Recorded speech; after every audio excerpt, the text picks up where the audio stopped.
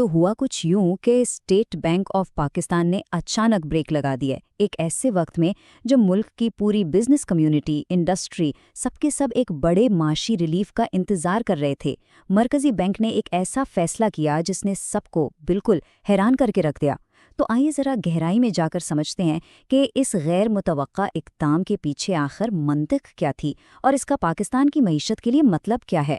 ये अल्फाज सिर्फ अल्फाज नहीं, ये पाकिस्तान की पूरी कारोबारी बिरादरी की गहरी मायूसी की आवाज़ है। सोचे, महीनों की मुश्किलात झेलने के बाद वो सब बेचैनी से शरह सूद में कमी का इंतज़ार कर रहे थे ताकि मईशत का जाम पहिया दोबारा चल सके। लेकिन उनकी सारी उम्मीदों पर पानी फिर गया। रिलीफ की बजाय उन्हें मज़ीद इंतज़ार का पैगाम मिला। 10.5%। ये है वो नंबर जिस पर सबकी नज़रें जमी हुई थीं। स्टेट बैंक ने फैसला किया कि बुनियादी शरह सूद को इसी सतह पर यानी 10.5% पर ही रखा जाएगा। अब स्टॉक एक्सचेंज से लेकर बड़े बड़े सनदकारों तक हर किसी को पूरी उम्मीद थी कि इस बार कमी ज़रूर आएगी, लेकिन ऐसा हो ना सका। तो यहाँ सबसे बड़ा सवाल यही पैदा होता है कि आखिर स्टेट बैंक ने ऐसा फैसला क्यों किया। एक ऐसा फैसला जो बज़ाहिर तमाम तवक्कुआत और मुस्बत मुआशी इशारों के बिल्कुल खिलाफ था। आखिर इस शदीद एहतियात के पीछे क्या वजह छुपी है? चलिए पहले ये समझते हैं कि ये फैसला इतना ज़्यादा हैरानकुन था क्यों।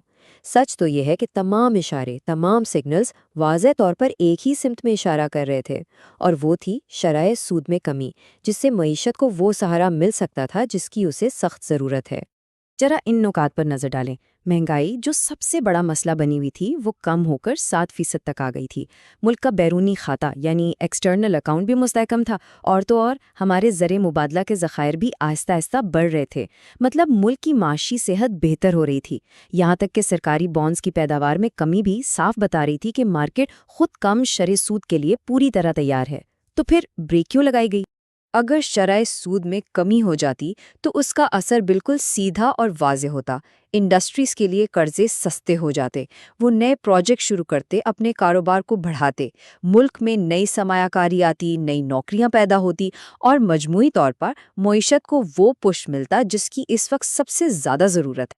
लेकिन इन तमाम मस्बत बातों के बावजूद स्टेट बैंक ने एक बिल्कुल मुख्तलिफ, एक बहुत मुहतात रास्ता चुना, और उनकी इस एहतियात के पीछे एक गहरा डर छुपा हुआ है, अपनी ही तारीख की तल्ख गलतियों को दोहराने का डर। स्टेट बैंक की सबसे बड़ी परेशानी इस तस्वीर में बिल्कुल साफ नज़र आ रही है। देखें, एक तरफ हमारी दरामदात यानी जो चीज़ें हम बाहर से ख़रीदते हैं वो बढ़ रही हैं, तकरीबन 8% सालाना के हिसाब से, और दूसरी तरफ हमारी बरामदात यानी जो चीज़ें हम दुनिया को बेचते हैं वो कम हो रही हैं, तकरीबन 6% सालाना। अब जब आप ख़रीद ज़्यादा रहे हों और बेच कम रहे हों तो इसका क्या मतलब है? इसका सीधा मतलब है कि आपके डॉलर्स तेज़ी से ख़त्म हो रहे हैं। और ये टाइमलाइन स्टेट बैंक के सबसे बड़े खौफ की पूरी कहानी बयान करती है। इसे एक पैटर्न के तौर पर देखें। 2016 में हमारे पास 18 अरब डॉलर के बेहतरीन ज़खायर थे। हमने मईशत को तेज़ किया, और सिर्फ 2 साल बाद 2018 में हम 7 अरब डॉलर पर आ गए। यही कहानी फिर दोहराई गई। 2021 में हम दोबारा 18 अरब डॉलर पर पहुंचे, और फिर तेज़ी से गिरकर 2023 तक 8 अरब डॉलर पर आ गए। स्टेट बैंक इसी तारीख को तीसरी बार दोहराने से डर रहा है। जैसा कि एक माहिर ने कहा, ये कोई नई बात नहीं है, ये फिल्म हम माजी में 4 से 5 बार देख चुके हैं। जब भी हम मुकम्मल इस्तेहकाम हासिल करने से पहले मईशत में नरमी करते हैं, नतीजा एक नए बहरान की सूरत में निकलता है, और हमें सीधा IMF के दरवाजे पर जाना पड़ता है। तो ये फैसला सिर्फ एक वक्ती पॉलिसी का मामला नहीं है, ये पाकिस्तान के मुआशी निज़ाम में एक बहुत गहरे और पुराने मसले की अलामत है, एक ऐसा चक्कर जो बार बार हमें उसी चौराहे पर लाकर खड़ा कर देता है। ये टाइमलाइन एक तरह से पाकिस्तान की माशी ट्रेडमिल को दिखा रही है। 2008, फिर 2013, फिर 2019, फिर 2022 और अब 2024 की बातें हो रही हैं। हम बार बार IMF के पास जाते हैं, मुश्किल इस्लाहात करते हैं, और जैसे ही प्रोग्राम ख़त्म होता है हम घूम फिर कर वहीं आ जाते हैं जहाँ से शुरू किया था। ये एक ऐसा चक्कर है जो हमें मुस्तकिल तरक्की करने ही नहीं देता। और जब हम अपने पड़ोसियों को देखते हैं तो ये मसला और भी संगीन नज़र आता है।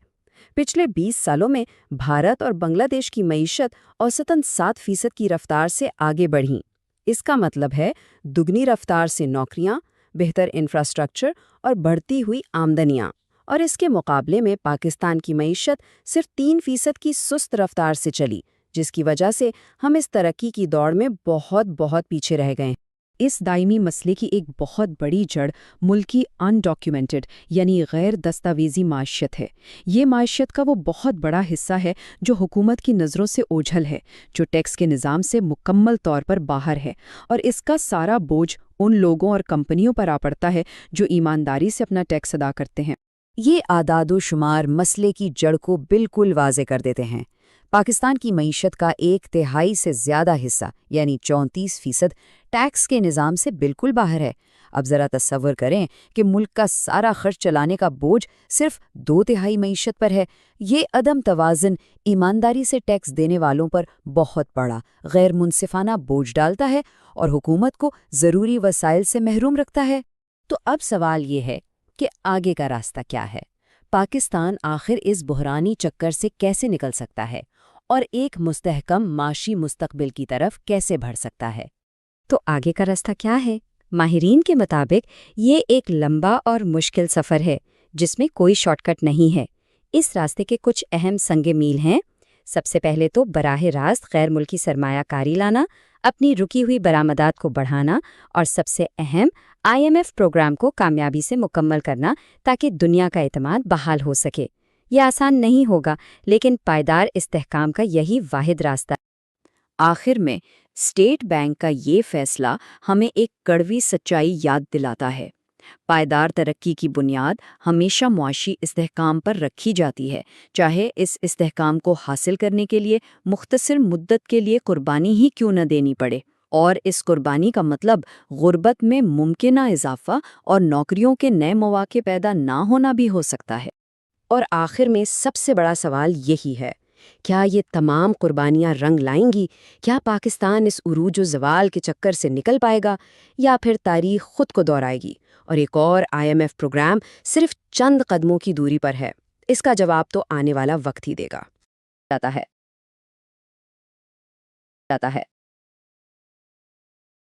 ہے